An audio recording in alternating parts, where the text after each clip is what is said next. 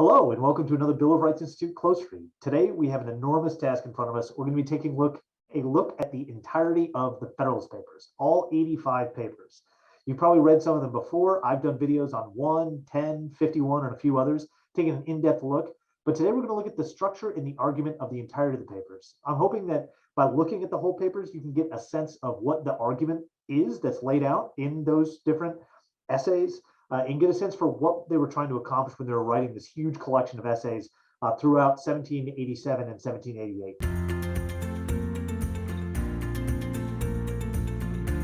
So it helps to know the pathway of how we got to writing the Federalist Papers. So the first Constitution of the United States was the Articles of Confederation. These were passed during the American Revolution, and that served through the years after the Revolution. But over time, different individuals started to think that the Articles of Confederation was not functioning as it needed to promote prosperity amongst the Union and basically support a federal government. And so a group of delegates gathered in Philadelphia in 1787. The Articles Congress had asked them to revise the Articles, so that's what they sat down to do. But what came out of that was a new Constitution. They sent out that new Constitution in September of 1787, actually Constitution Day, September 17th, and they sent it out for ratification. These debates were occurring in each state, and each state had to elect representatives that would then debate over whether or not that state would adopt the Constitution. It's into that atmosphere that the Federalist Papers are written. They're written by three people, but they all write under the name Publius. And that's going to be important for today's conversation because Publius, as a single person, has an argument that he is outlining in these different papers. But he's actually made up of James Madison, Alexander Hamilton, and John Jay. John Jay wrote the least, Alexander Hamilton wrote the most, and so James Madison was right there in the center. But Madison and Hamilton by far contributed the most to the different Federalist Papers. So here's our questions for today. We're going to be looking at how the papers are structured. We're also going to be looking at what this structure tells us about the design of the Constitution itself. So the overall design of the papers is important because the whole thing was written as one project. They were published in New York and they were intended really for the New York ratifying debates, but really they knew they were going to have a national audience and that they would be read widely. And it's here that the outline for the arguments around why the Constitution ought to exist in the way that it does were laid out by Publius. So Publius, writing in Federalist 1, and again, I have a video that is linked below. You can check it out if you want to know more about that introductory Federalist paper. But he outlines 6 different elements that he's going to cover in the following papers. He doesn't say how many papers it's going to take, but he says he's going to cover these 6 things. The first is the utility of the Union. In other words, why have a union of states in the first place? Why don't we branch off into 13 different states? That's the first question he's going to tackle. Next, he's going to say, well, now that I've proven how important that union is, I'm going to tell you why the current existing Confederation government isn't going to hold it up. So that's going to be papers 15 to 22. Next, he's going to look at the necessity of a government at least equally energetic with the one proposed to attain this object. So in other words, he's saying, look, we want to preserve the union. The current government can't. We're proposing a government that we think can, but the way he's phrasing is saying that a government, it's got to be a government at least similar to the way that this is outlining, or this union is going to fall apart. Next, he's going to go into the conformity of the proposed Constitution to the true principles of Republican government. So in other words, all right, so we have this government, it's energetic. Why is it going to conform to a Republican, small r Republican kind of government? So how is that going to take place? Does it? And he's going to outline and argue for why it does. And then he's going to conclude with 2, and he covers both of these really rapidly in Federalist 85.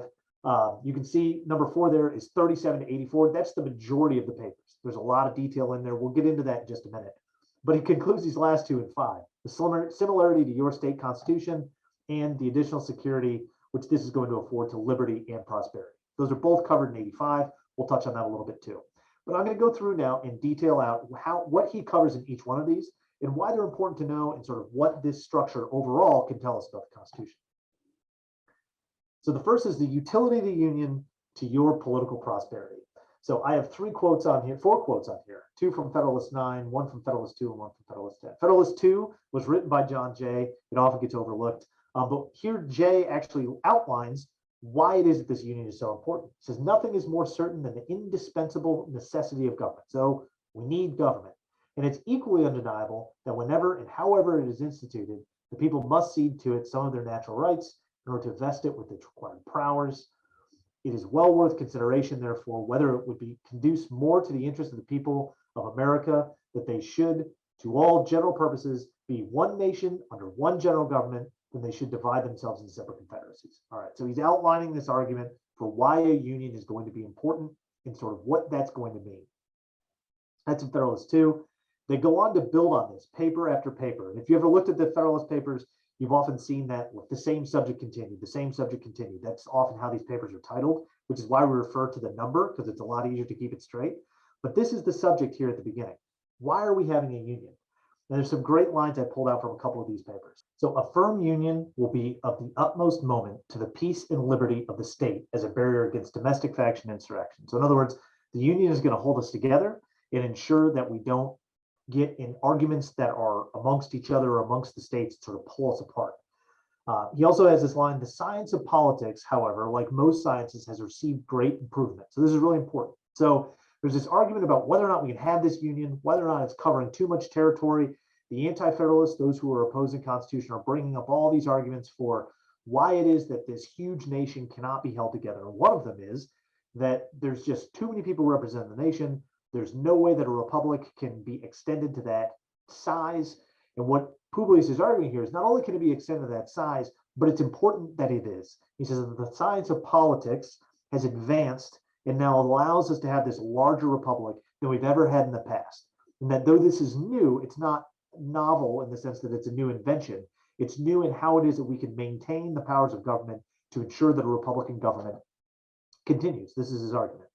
And so he says what we really need to do is enlarge the orbit of interests that are going to allow us to maintain this government without it being overcome by factions or overcome by one singular interest that's going to dominate all other interests that would overwhelm the country and so then deny liberty to a huge swath of the population. And this is where the very famous line from Federalist 10 comes in, which I've quoted here. Liberty is to faction what air is to fire, an ailment without which it instantly expires, but it could not be less a folly to abolish liberty, which is essential to political life because it nourishes faction, than it would be to wish the annihilation of air, which is essential to animal life because it imparts fire to fire its destructive agency. So breaking that down, what he's essentially saying is, look, in a republic, in a democracy, you are going to have voices and factions are going to compete with one another. Factions are going to arise out of that because we're going to unify together. But with this new advance in the science of politics, you now have so many different factions and interests that are vying for attention that it's actually going to stabilize. And so expanding, what he says, expanding the orbit, expanding the size of the government is actually going to allow for a more stable government that is rooted again in these Republican principles, meaning that we are directly voicing as the people our consent to the laws that are being made against us, and these things are all going to play out in the national government. That, he says, is not only why the union is important, but why it's critically important that it exists. You only have that maintenance over this huge area by having all of these different individuals and interests represented at the national level. So he's established this idea that we need to enlarge the orbit in order to maintain stability in a republic, because we need to have all of these interests represented, because that's fundamentally how we're going to combat against faction. And faction is one of the things that tears down a Republican government, or a government founded on Republican principles. So he says, well, is the current Confederation capable of maintaining this union? And his short answer is no. You can see here in 15, he says, in the course of the preceding papers, I've endeavored, my fellow citizens, to place before you in clear and convincing light the importance of union to your political safety and happiness, in pursuant to the plan which I have laid down. We know when he laid it down as Federalist 1. Next, in order to be examined, is the insufficiency of the present Confederation to preserve the union.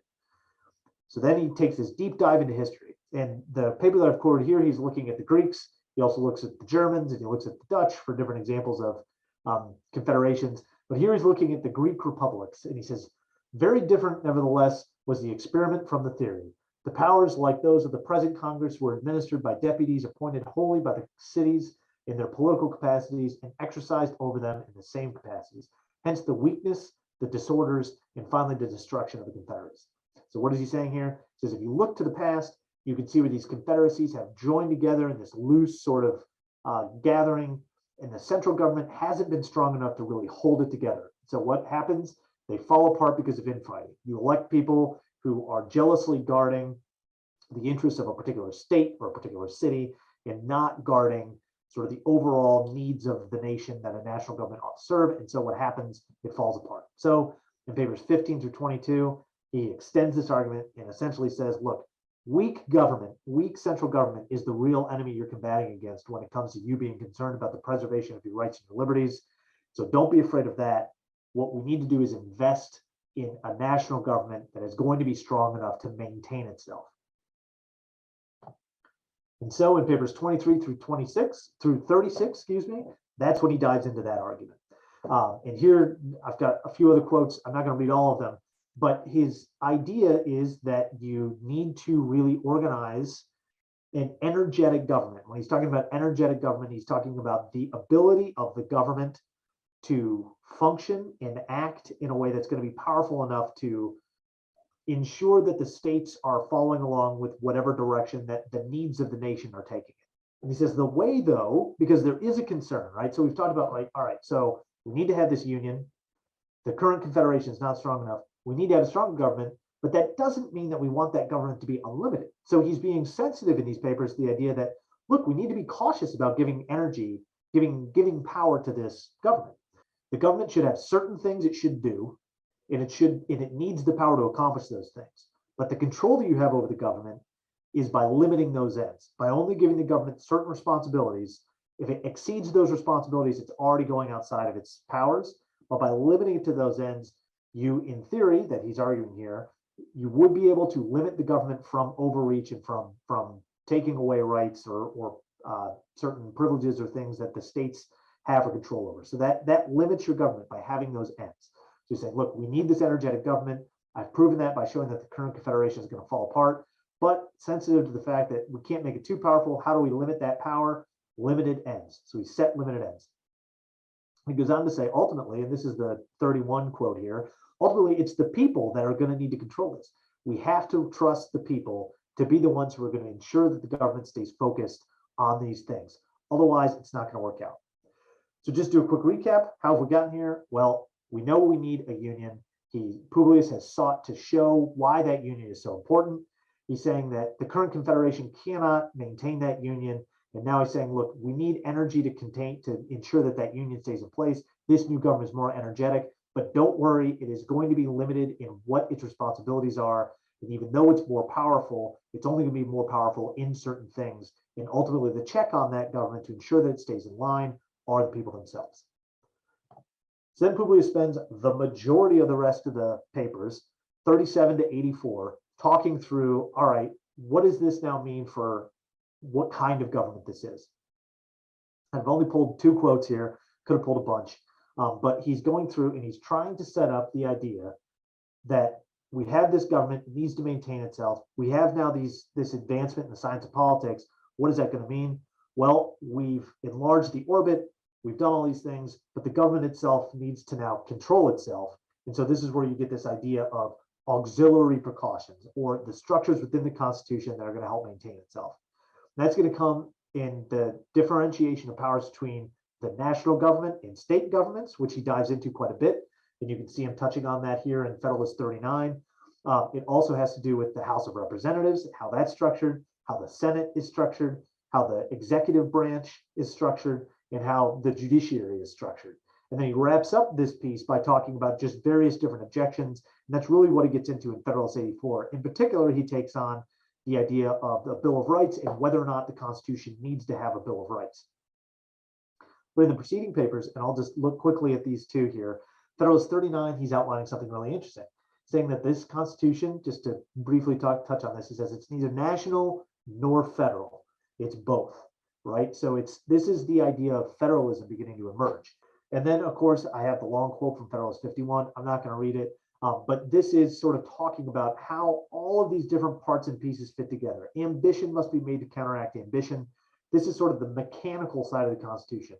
How do we arrange these different parts and pieces so that they play off each other and keep things stable?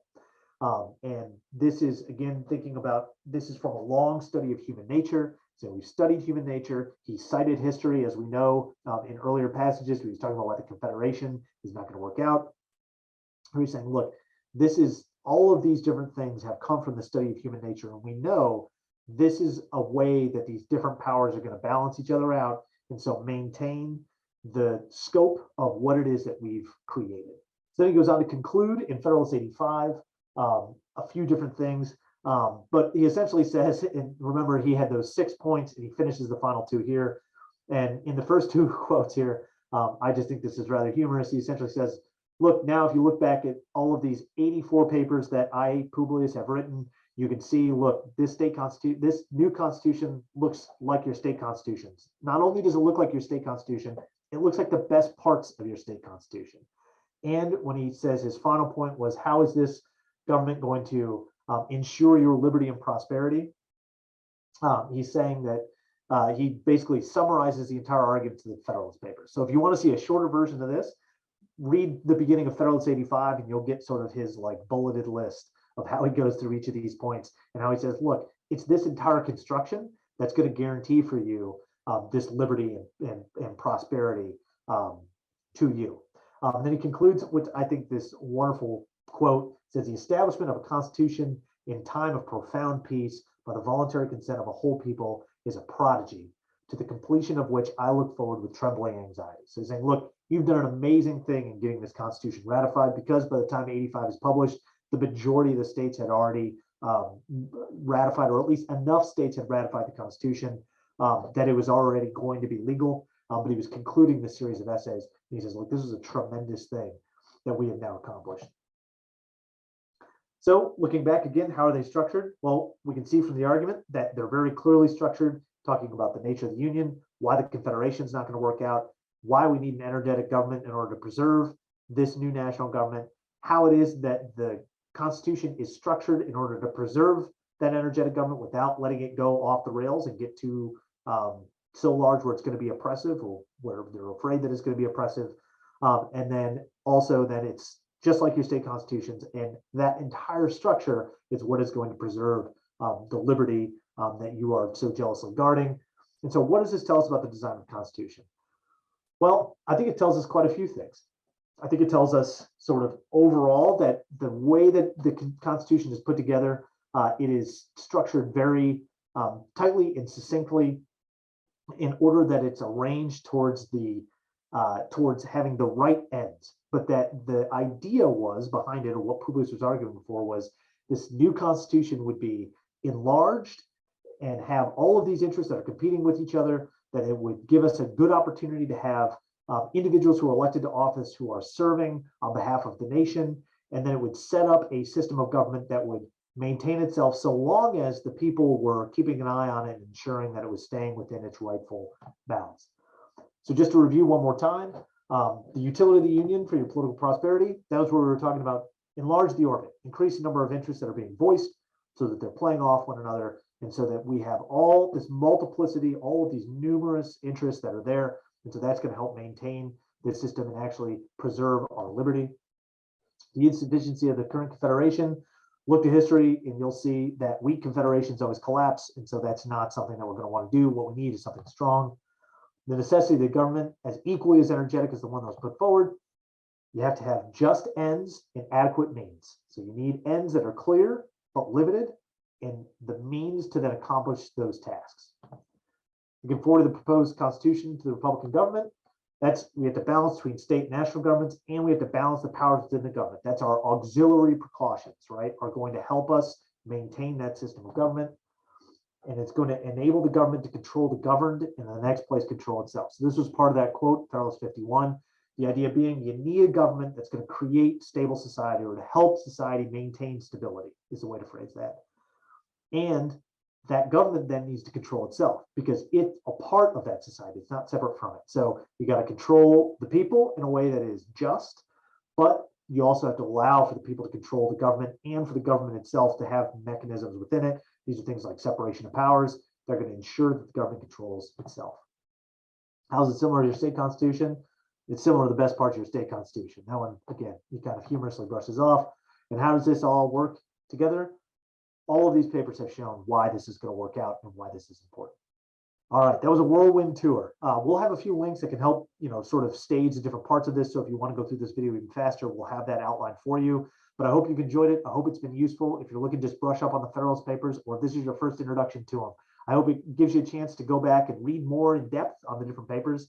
We're going to be having a series of videos that looks at the papers in more depth in specific ones. Some of the big ones like 10 and 51 I've already done, and Federalist 1 I mentioned, but we're also going to be looking at 62 and 78 and a few of the others that just have a lot of really interesting parts and pieces that reveal even more about the structure of our Constitution. So I hope you'll stick around for that. We also have lots of other shows on our channel. We look at different images and different primary sources from throughout American history on our Bridge from the Past series. We also have conversations with brilliant scholars from a variety of different fields on our Scholar Talk series. So I hope you'll check both of those out. And if you're just looking for some more casual history viewing, we have a podcast called Fabric of History that's also really interesting. We hope you'll check it out. But until next time, thanks. Feel free to comment. Please like, subscribe, and we'll see you in the next one.